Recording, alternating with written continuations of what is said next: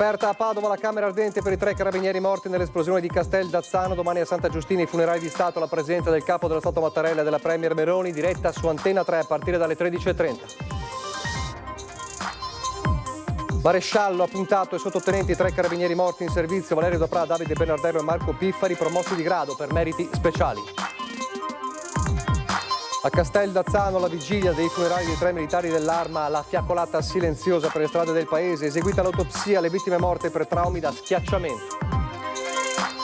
Oggi in carcere a Montorio gli interrogatori dei 2 fratelli Ramponi, accusati insieme alla sorella Maria Luisa di strage per la donna ancora ricoverata in ospedale, convalidato l'arresto.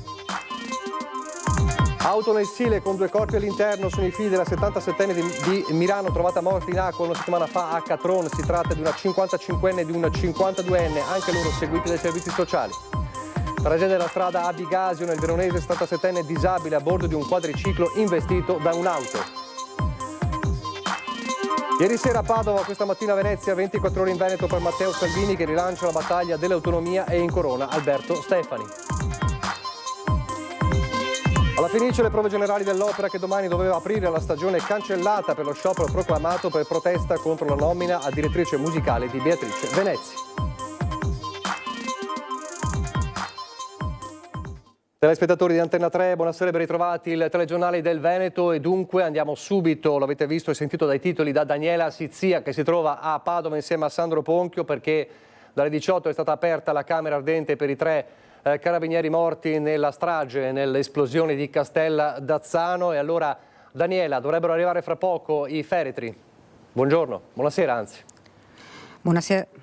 Buonasera Nicola. Sì, siamo nel cortile del piazzale del Comando Provinciale dei Carabinieri, lo vedete alle mie spalle il picchetto d'onore, la Camera Ardente è proprio dietro, stiamo aspettando i feretri, sono già arrivati a Padova ma devono ancora arrivare qui alla caserma, siamo in attesa, i feretri di Valerio Daprà, Davide Bernardelli e Marco Piffari stanno arrivando, vedete c'è il silenzio più totale, dietro di me non lo possiamo ancora riprendere, ma c'è anche uno dei militari feriti e fuori tantissima gente che sta aspettando di poter entrare per rendere onore a questi 3 militari che sono partiti dal Policlinico di Borgo Roma intorno alle 17:15 e dopo l'autopsia, come avete sentito, autopsia che ha stabilito che i 3 militari sono morti per i gravi traumi da schiacciamento. Questo è l'esito dell'autopsia.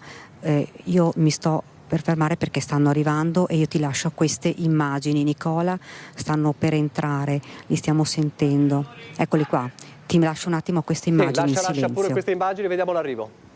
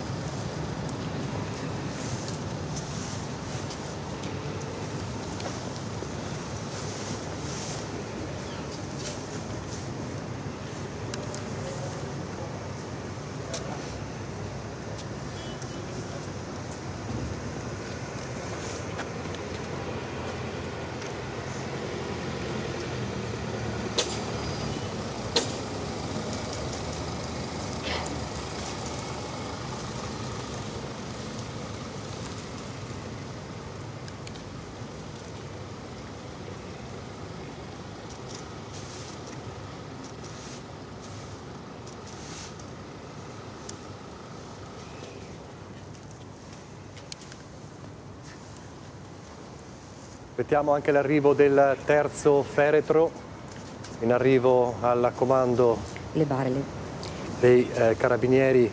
Ecco Nicola, le di Padova.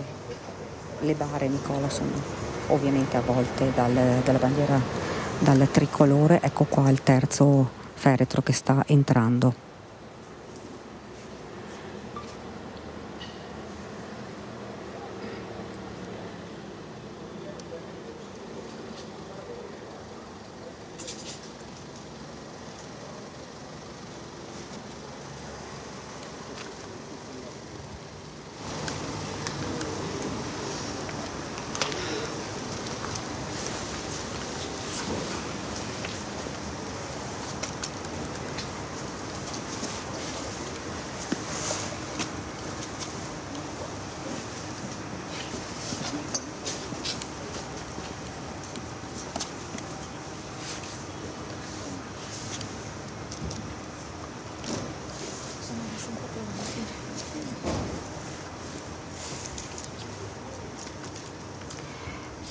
Nicola, stanno entrando anche i familiari man mano delle 3 vittime che hanno accompagnato i loro cari da Verona. Eccoli qua, stanno entrando, vedete insomma lo strazio, il dolore dei parenti, delle madri, delle compagne di questi 3 militari, e adesso le barche verranno prese proprio dai colleghi dei 3 carabinieri.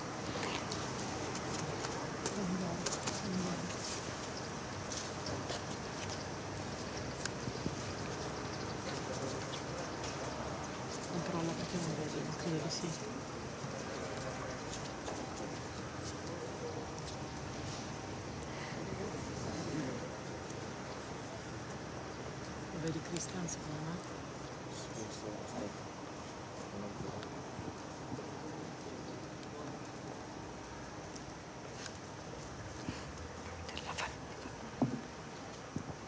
Sì, loro i militari per il sangue dei 3 carabinieri arrivati proprio in questo momento. Nicola, eccoci qua, è il momento difficile, l'entrata anche delle famiglie dei 3 carabinieri che ora verranno portati a spalla dai colleghi nelle camere ardenti. Io vi faccio vedere l'entrata proprio dei familiari, c'è un silenzio davvero irreale, quello che c'è qui pieno di dolore, di emozioni.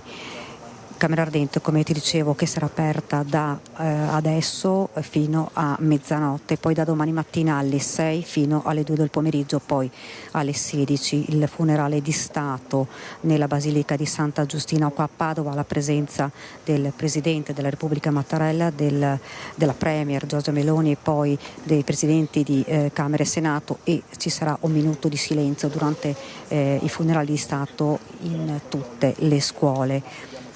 E adesso, eccoli qua, stanno per entrare tutti e 3 nella camera ardente. Allora Daniela, direi in questo momento, ecco, una cosa importante da dire, l'ho detto tu, importante, domani alle 16 i funerali di Stato, tantissime le personalità, ovviamente il Capo dello Stato Sergio Mattarella, la Premier Giorgia Meloni, ci saranno anche il Presidente del Senato e della Camera. Presenta, shock! Onore ai caduti!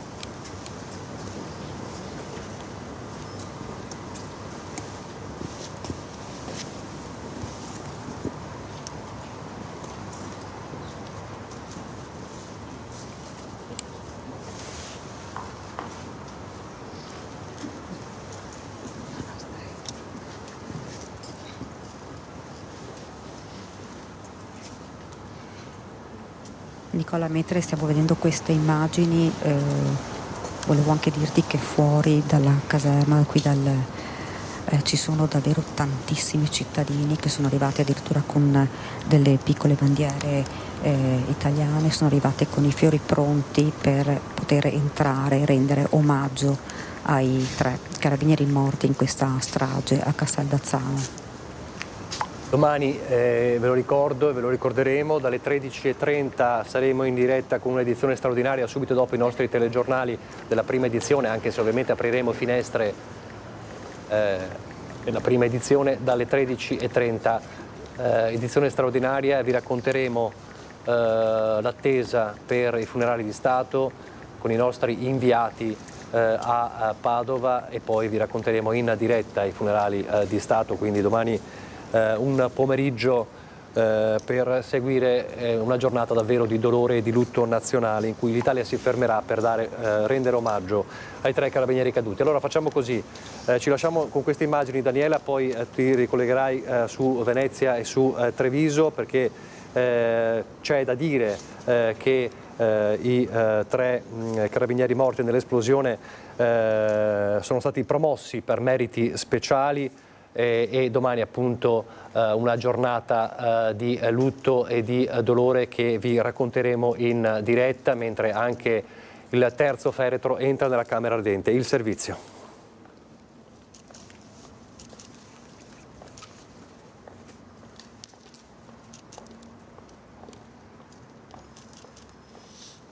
Hanno perso la vita servendo lo Stato. Ora l'Arma dei Carabinieri li ha promossi per meriti speciali, un riconoscimento al valore e alla dedizione dimostrati fino all'ultimo istante. A pochi giorni dalla tragedia di Casteldazzano, Valerio Daprà, brigadiere capo in servizio a Padova, è stato promosso al grado di maresciallo. Davide Bernardello, carabiniere scelto, è stato promosso ad appuntato, mentre Marco Piffari, luogotenente in servizio a Mestre, è stato promosso a sottotenente. Con questi nuovi gradi, l'Arma, il Veneto e l'Italia intera li onorerà domani durante i funerali di Stato nella Basilica di Santa Giustina a Padova. La cerimonia inizierà alle 16 alla presenza del Presidente della Repubblica Sergio Mattarella, della Premier Giorgia Meloni, del Presidente del Senato Ignazio La Russa e del Presidente della Camera dei Deputati Lorenzo Fontana. Proprio quest'ultimo ha incontrato a Padova, nella sede del Comando Interregionale dei Carabinieri, i familiari dei 3 militari dell'Arma caduti. Oggi i feretri sono arrivati al Comando Provinciale di Padova. La Camera Ardente è stata allestita nella sede dell'Arma e resterà aperta fino alla mezzanotte di oggi e domani dalle 6 del mattino fino alle 14. Valerio, Davide e Marco saranno salutati con gli onori dovuti a chi non ha esitato a servire il proprio paese fino in fondo e da domani saranno parte della memoria viva dell'Arma e del paese. Proprio Marta Zatta, che ha confezionato questo servizio, sta seguendo in questo momento a Casteldazzano la fiaccolata che è stata organizzata ed è partita alle 18 per le vie del paese. La stiamo vedendo in queste immagini, ce le racconterà nelle prossime edizioni dei telegiornali, perché abbiamo dato spazio ovviamente all'arrivo dei 3 feretri, dei 3 carabinieri morti a Padova. E allora queste sono le immagini che stanno arrivando da Casteldazzano, dove la fiaccolata appunto è partita da Piazza Pertini. Ci sono 6 giorni di lutto cittadino nel paese dell'esplosione. Nelle prossime edizioni dei telegiornali i collegamenti anche con Marta Zatta. Nel frattempo c'è l'indagine e oggi in carcere a Montorio, a Verona, gli interrogatori dei 2 fratelli Ramponi accusati insieme alla sorella Maria Luisa di strage per la morte dei 3 carabinieri. Per la donna ancora ricoverata in ospedale, convalidato l'arresto. Posso solo dire che l'assistito si è avvalso della facoltà di non rispondere. Abbiamo avuto la possibilità di interloquire solamente proprio per 5 minuti prima dell'udienza e quindi non sono a conoscenza di ulteriori fatti specifici, insomma. Domani mattina dovrebbe essere comunicata l'ordinanza del giudice in ordine alla richiesta di misura cautelare in carcere che è stata richiesta dal pubblico ministero. Dino Ramponi, come il fratello Franco, ha fatto scena muta davanti al giudice per le indagini preliminari durante l'interrogatorio di convalida del fermo avvenuto nel carcere di Montorio a Verona, dove si trovano dopo la strage dei carabinieri. Il suo legale Fabio Porta ha detto che il suo assistito non era in casa quella notte ma a lavorare nei campi al momento dell'esplosione che ha distrutto il casolare uccidendo 3 militari dell'Arma.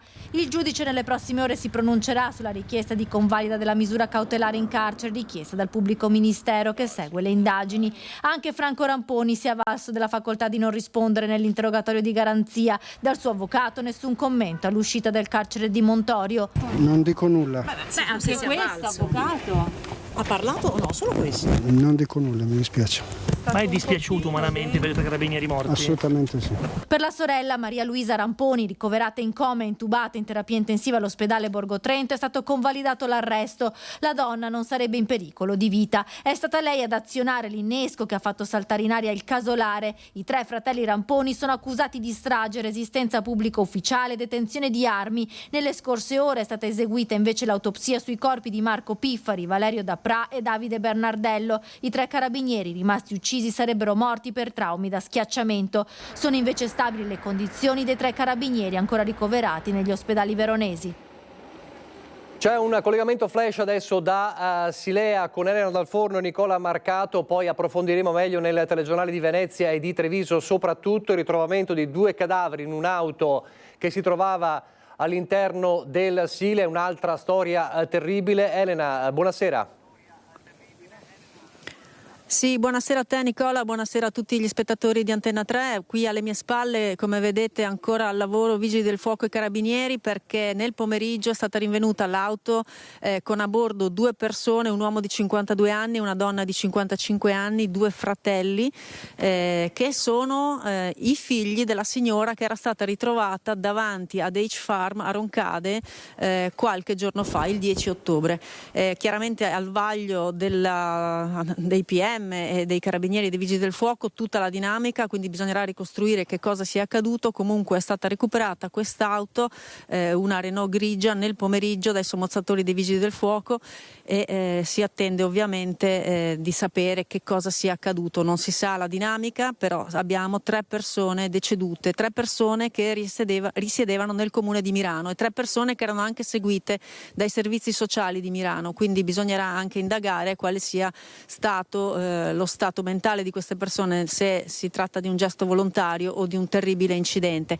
Daremo ovviamente più informazioni nei TG successivi, quindi dopo quello di Venezia e quello di Treviso, e ti restituisco la linea Nicola. Grazie mille, grazie a Elena Dal Forno, quindi restate con noi anche per l'informazione da Venezia e Treviso. Un'altra tragedia della strada, bisognerà capire, lo diceva Elena Dal Forno, se quello che se lo scenario di quanto accaduto a Silea non sia un gesto estremo o un incidente.